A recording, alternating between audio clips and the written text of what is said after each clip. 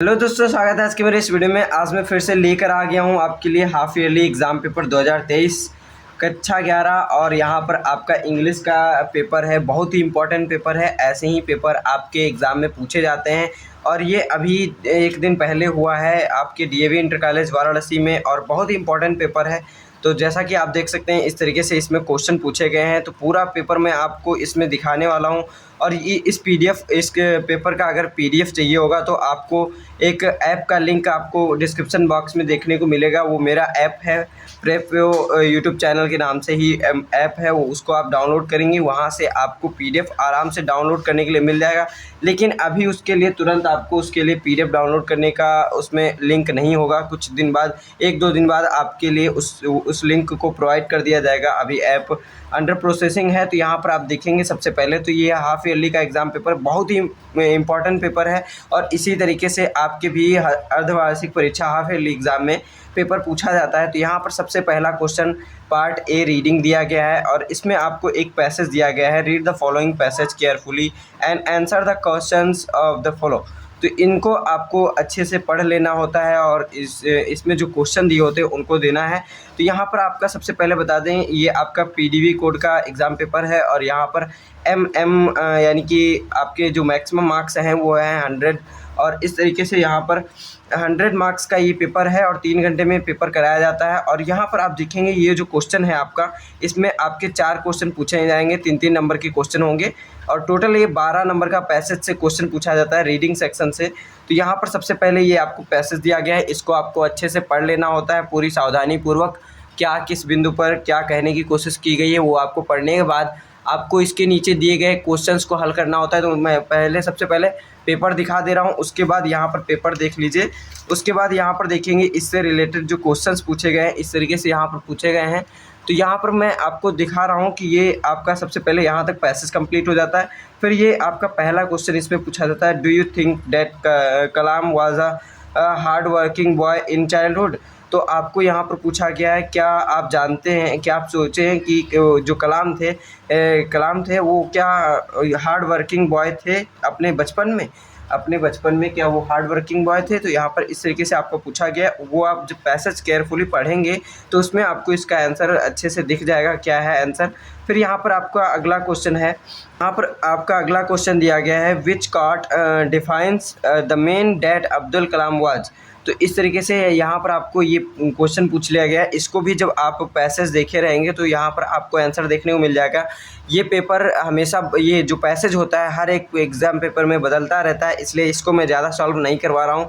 इसके बस आप क्वेश्चन देख लीजिए और इसके क्वेश्चन कैसे ढूंढे जाते हैं, किस तरीके से किए जाते हैं, उनका आप ज़रूर प्रैक्टिस करिए। क्योंकि अगर आप ऐसे ही कई सारे 3-4 पेपर अगर सॉल्व कर लेते हैं तो आपके अच्छे से अच्छे, बहुत ही अच्छे 95+ मार्क्स इंग्लिश में आसानी से मिल जाएंगे। तो यहाँ पर सबसे पहले आप देखेंगे, अगला क्वेश्चन आपका दिया गया है, why was he called missile man of India. और फिर आपका अगला क्वेश्चन इसी में 3 नंबर। ये सभी क्वेश्चन जो 4 क्वेश्चन हैं 3-3 नंबर के हैं, 4 से 12 नंबर का टोटल पैसेज का नंबर होता है। What did Kalam's interest in aviation lead to. यहाँ पर आपका इस तरीके से ये आपका अगला क्वेश्चन पूछा गया। फिर यहाँ से आपका सेक्शन बी स्टार्ट हो जाता है। ये राइटिंग सेक्शन होता है, यहाँ पर गलत लिखा है, वेटिंग लिखा है, राइटिंग सेक्शन होता है। और यहाँ पर इसमें सबसे पहला क्वेश्चन जो होता है, write an essay of any one of the following topics. ये आपके टॉपिक्स दे दिए गए हैं, जैसे योर फेवरेट लीडर और चाइल्ड लेबर, फिर आपका horror of terrorism and climate change. In topics पे आपको 10 नंबर का एक कोई भी ऐसे लिख देना रहता है, जिस पे आपको 10 नंबर मैक्सिमम दिए जाते हैं। यहाँ पर ऐसे आप जितना ही अच्छा लिखेंगे उतने ही अच्छे मार्क्स मिलेंगे। इसमें कोई फिक्स नहीं रहता है कि पूरे मार्क्स मिल ही जाएंगे। ऐसे है तो इसमें कुछ ना कुछ कमी, या फिर आप अगर ज़्यादा अच्छा लिख देते हैं, अगर मतलब कि टीचर बड़ा इम्प्रेसिव हो जाता है आपका ये जो ऐसे है वो देखकर, तो आपको पूरे नंबर भी मिल सकते हैं इस पर। फिर आपका अगला क्वेश्चन इसी में पूछा जाता है, write an application to SP यानी superintendent of police of your district about the rise of the criminal activities in your area. यानी कि आपके एरिया में जो है क्रिमिनल एक्टिविटीज़ बहुत बढ़ रही हैं, उसके लिए आपको एक सुप्रिटेंडेंट ऑफ पुलिस को पत्र लिखना है, एप्लीकेशन कर। तो यहाँ पर इस तरीके से आपको 8 नंबर का ये पत्र लिखना होता है। आप अगर ये नहीं कर पा रहे हैं, अगर आपको ये अच्छे से नहीं आता तो ये आप कर सकते हैं, write a letter to your father requesting him to send the money for the deposit the hostel fee, यानी कि आपको हॉस्टल का फ़ी जमा करने के लिए अपने पिता से निवेदन करना है कि वो आपको पैसा भेजें और आप उसका हॉस्टल का फ़ी जमा कर सकें। फिर यहाँ पर आपका अगला सेक्शन सी ग्रामर से पूछा जाता है क्वेश्चन। तो यहाँ पर पहला क्वेश्चन पूछा गया है, ये आपके 2-2 नंबर के क्वेश्चन, 4 नंबर के क्वेश्चन है। तो यहाँ पर सबसे पहले कहा क्या गया है वो आप सुनिए। चेंज एनी टू, कोई आपके दो ही बदलने हैं क्या, following sentences into direct narration, यानी कि इनडायरेक्ट नरेशन में आपको बदलना है। इनडायरेक्ट नरेशन में आपको इनमें से कोई दो बदलने हैं। यहाँ पर 3 क्वेश्चन आपको दिए गए हैं, इनमें से कोई आपको दो ही बदलने हैं। तो मैं आपको तीनों का आंसर दिखा दे रहा हूँ। He says Ram's play the cricket match, तो यहाँ पर मैंने इसका आंसर लिख के दिखा रहा हूँ मैं आपको। ही सेज डैट, यहाँ पर अगर आपका प्रेजेंट टेंस में होता है तो डायरेक्ट ये सेज ही रहता है, और डायरेक्ट यहाँ पर डैट लग के Ram play the cricket match इस तरीके से आगे का लिख दिया जाता है। तो यहाँ पर आप देख सकते हैं। और फिर यहाँ पर आपका अगला क्वेश्चन है, Ram said to Shyam I am reading the book of grammar. तो यहाँ पर इस तरीके से है, Ram told Shyam that he was reading the book of grammar, इस तरीके से आपका हो जाता है। फिर आपका यहीं पर अगला क्वेश्चन पूछा गया है, he said to Sita you have gone to Delhi. तो इस तरीके से यहाँ पर ही सैड क्या बदल गया टोल्ड में, he told Sita that he had gone to Delhi, इस तरीके से आपका ये हो जाता है। यहाँ पर आपका क्वेश्चन नंबर 5 दिया गया है, combine any two of the following sentences into simple sentences.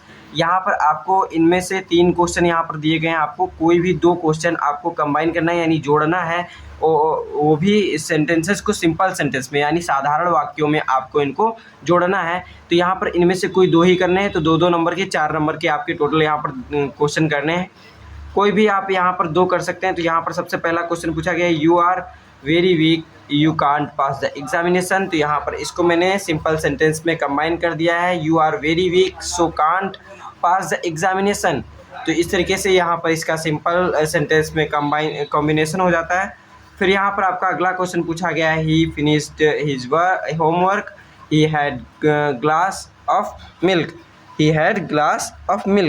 फिर इस तरीके से इसका जो है मैं कर दिया हूँ यहाँ पर, ही finished his homework and he had a glass of milk. तो इस तरीके से यहाँ पर फिर आपका अगला यहाँ पर क्वेश्चन पूछा गया है, a man went to my house he was blind. तो यहाँ पर इसका जो सिंपल सेंटेंस में कॉम्बिनेशन है, कंबाइन है, वो है a blind man went to my home, इस तरीके से हो जाता है। फिर यहाँ पर आपका अगला क्वेश्चन 7 नंबर का है, जो आपको ट्रांसलेशन से रिलेटेड है, ट्रांसलेशन दिया गया है। तो इसमें क्या करना है, 6वां नंबर क्वेश्चन है और 7 नंबर का क्वेश्चन पूछा जाता है, translate the following passage into English. ये आपको पैसेज दे दिया गया है, इसको आपको पूरा इंग्लिश में बदलना है। सुकरात एक महान दार्शनिक थे, तो इस तरीके से इसको पूरा इंग्लिश में आपको ट्रांसलेट कर देना है। फिर यहाँ पर आपका अगला क्वेश्चन दिया गया है, लिटरेचर का क्वेश्चन इस तरीके से आपको पूछा गया है। तो यहाँ पर सबसे पहला क्वेश्चन इसमें लिटरेचर से है, right the answer of any one of the following question. यहाँ पर 8 नंबर का क्वेश्चन पूछा गया है और इनमें से कोई भी एक क्वेश्चन का हल करना है। यहाँ पर आपका क्वेश्चन पहला क्वेश्चन है, give the character sketch of grand mother in your own word, यानी कि अपने शब्दों में आपको कैरेक्टर स्केच यानी कि उनका चरित्र चित्रण करना है, वो भी किसका, ग्रैंड मदर का अपने शब्दों में आपको चरित्र चित्रण करना है। फिर और उसके अलावा आपको दूसरा क्वेश्चन दिया गया है, राइट, इस तरीके से यहाँ पर ये अदर में आपको दिया गया था, ये करिए चाहे ये करिए, तो इस तरीके से इसमें से आप कर सकते हैं। तो यहाँ पर आपका अगला क्वेश्चन यहाँ पर दिया गया है 8वां number, write the answer of any 2 of the following questions. यहाँ पर आपके ये 3 क्वेश्चन दिए गए हैं, इनमें से आपको कोई 2 क्वेश्चन करने हैं और ये आपके 55 नंबर के क्वेश्चन है, 10 नंबर के टोटल क्वेश्चन इस वाले क्वेश्चन से हैं।